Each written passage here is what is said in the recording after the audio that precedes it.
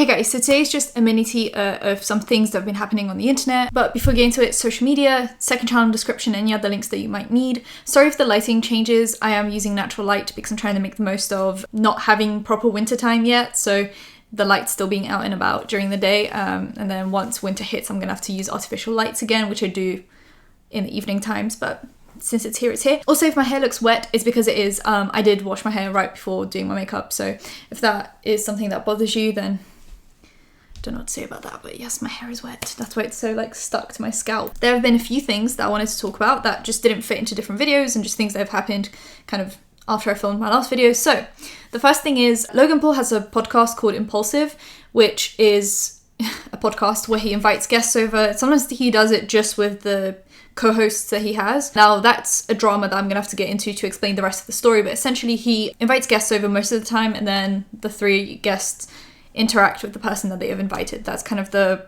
premise of the podcast.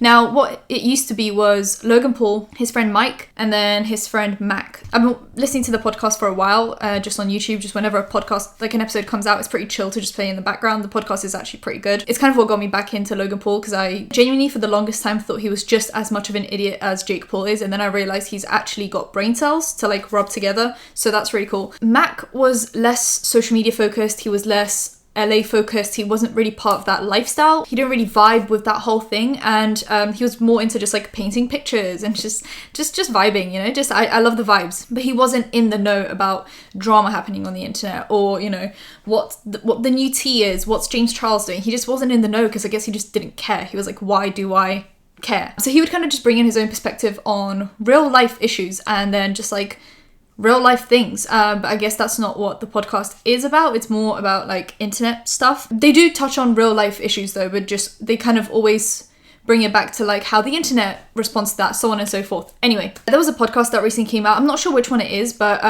if you go through, it's the one that has comments turned off, because they've now turned comments off on that podcast. It was a podcast where they didn't really have many topics to talk about. I guess it was like a dry period, but they wanted to get a podcast out, so they were just kind of talking about nothing. They didn't have a guest or anything. It was definitely one of the weakest podcast episodes, but I wasn't like mad about it. I just like someone to talk in my ear, and that's what the podcast is there for me for. But it was definitely one of the like less topic heavy episodes, and Mac just realizes that no one has anything to say, so he just starts talking about just things that he finds interesting, like art and painting and just things that he finds interesting. And it's like, I don't find that stuff boring. I don't know if other people find it boring.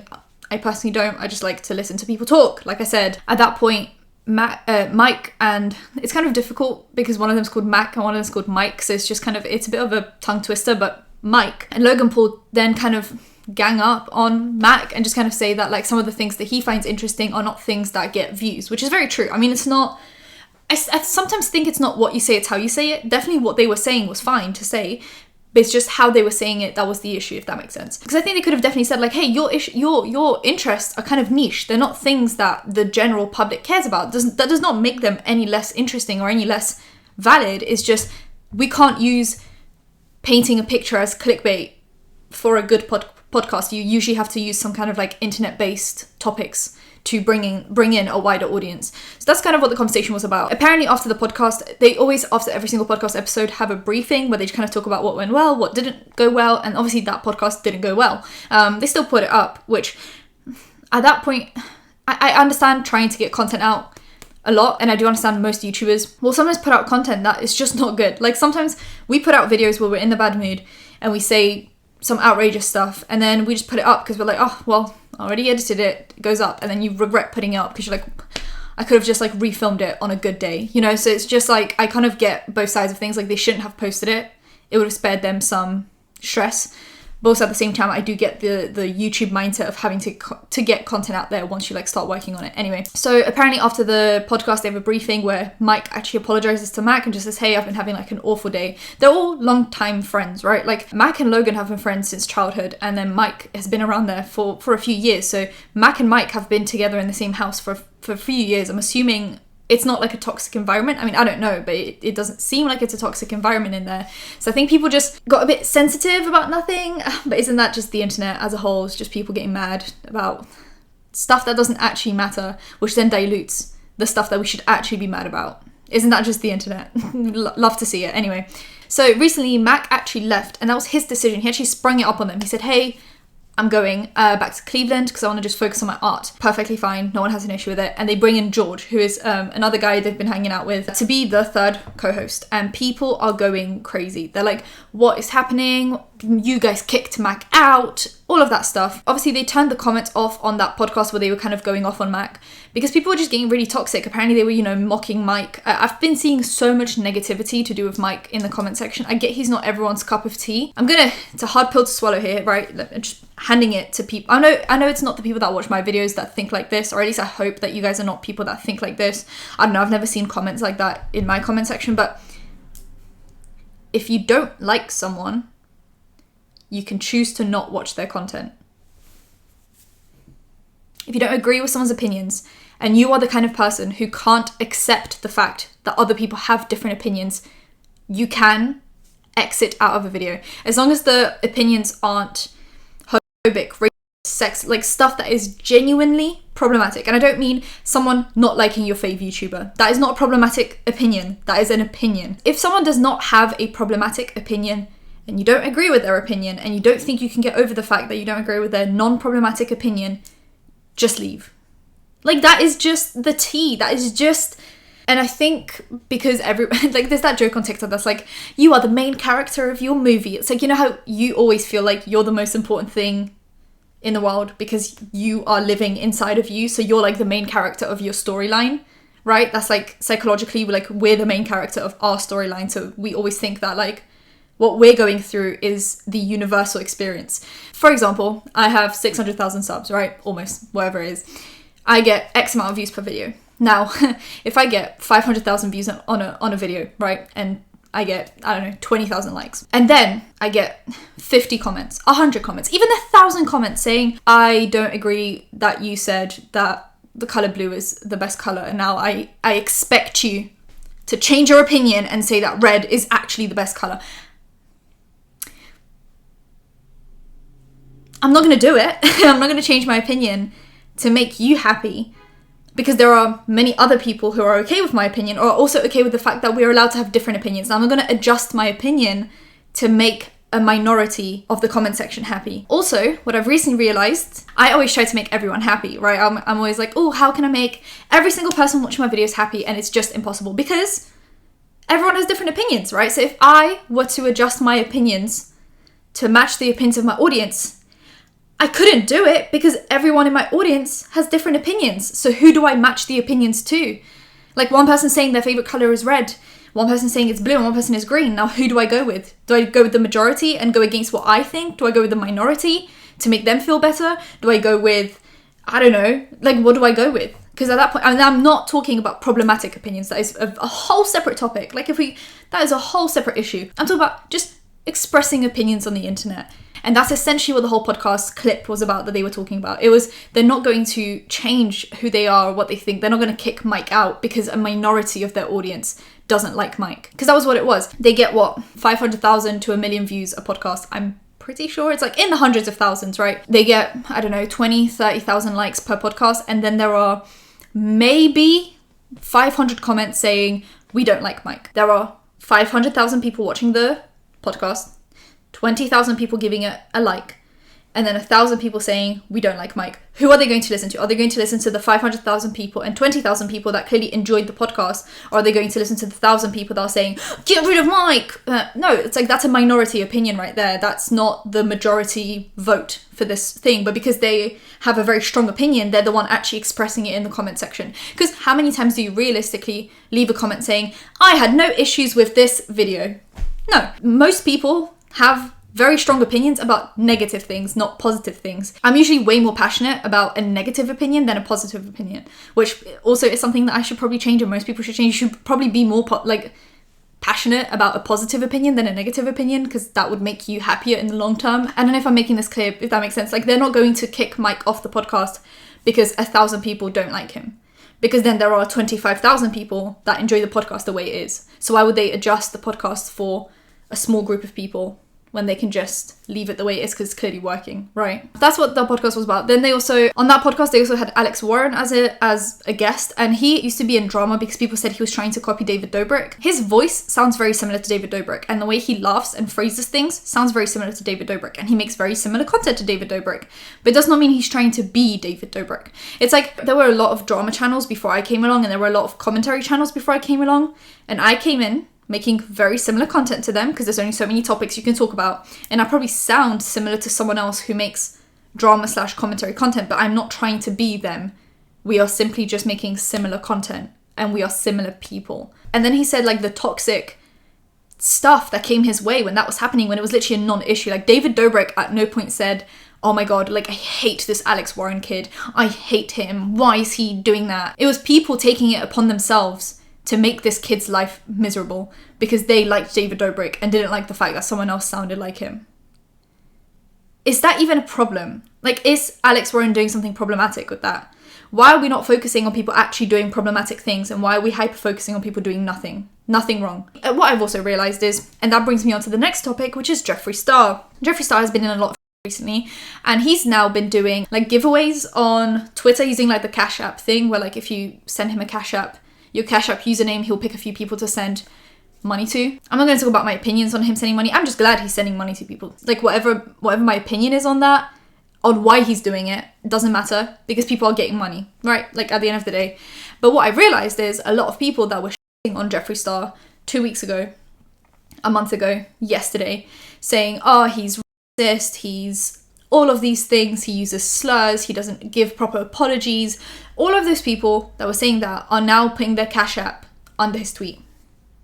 Now, I don't know how those people expect to be taken seriously and how they think that YouTubers are going to actually have the consequences for their actions when they can't stick to a side. I recently spoke to a YouTuber and she told me that someone had an issue with something she did. So they tweeted about her without tagging her in it. Like they tweeted about her that they found her annoying or whatever it was that they said. And then they tweeted at her saying how much like they enjoy her content.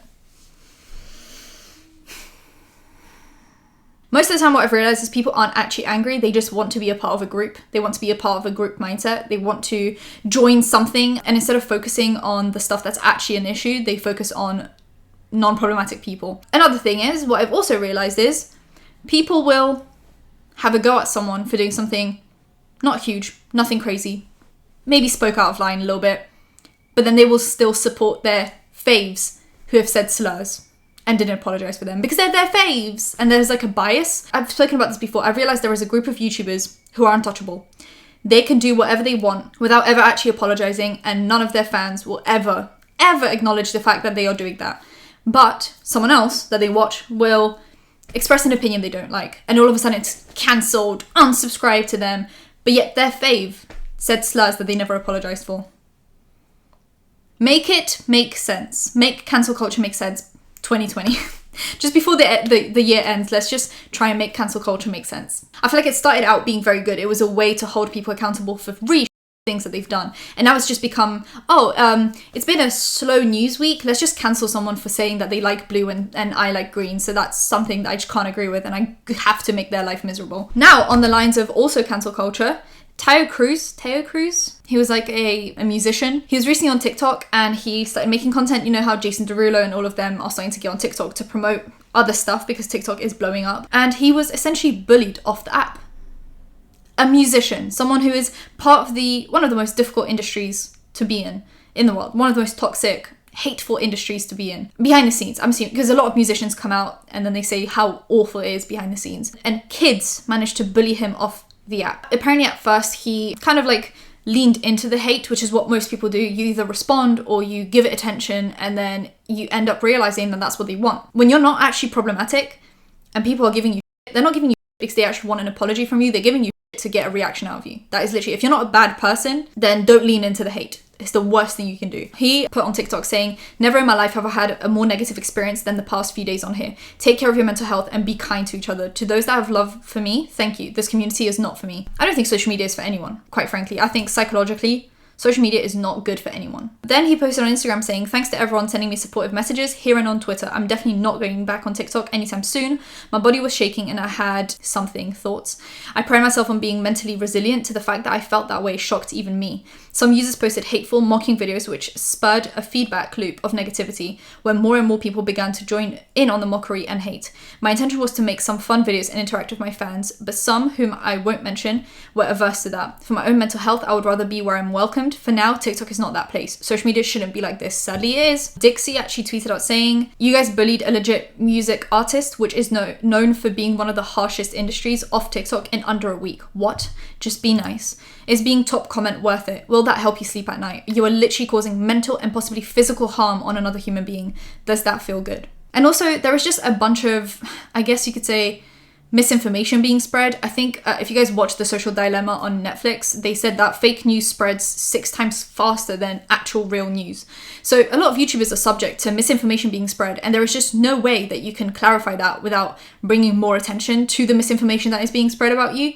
And it's just such a toxic environment to be in. So for example, recently I made a video where I made some really ignorant comments about Kylie Jenner because I just didn't realize the extent of the things she has done. I literally don't know anything of value about the Kardashian family. I know they have like the show and then they have makeup, and I've bought some of the makeup before because I thought it looked pretty cute, but I don't actually know a lot about the things that she does. I recently then, after I said those ignorant comments, I got comments back saying, hey, like, Kylie is not, a good person. She steals from black artists. She steals from black creators. She doesn't give anyone credit. There was that whole thing with the Bangladesh workers, which I'm still not sure if that's actually true or not, because there are some articles saying it's confirmed and some are saying it's not. So I'm not sure, but just the fact that all of that is coming out, probably not, a great person to talk about. Obviously, I didn't realize any of this. I thought people were just hating for the sake of hating, because that's kind of what the internet does. And I made a few jokes about that, which probably should have researched it, but that wasn't even in the original script that I had written. It was just kind of off script, which I hate when I go off script, because then things like that happen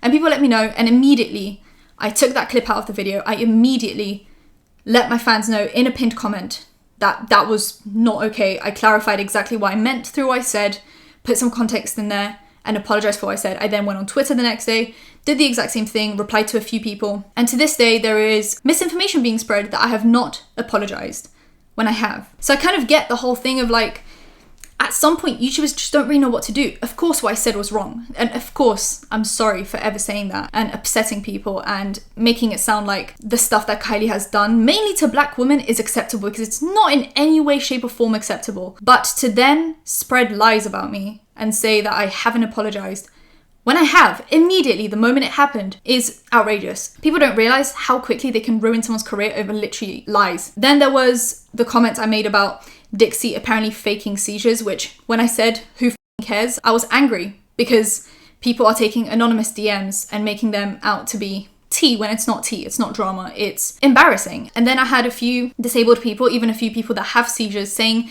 that actually faking seizures or faking a disability is not as harmful to the community as accusing someone of faking a disability is, if that makes sense. A few disabled people had DM'd me and just explained to me, yeah, what you said wasn't okay, it was kind of ignorant, but we're glad you apologized for it. But actually, accusing someone of faking something is more harmful to the community than faking a disability.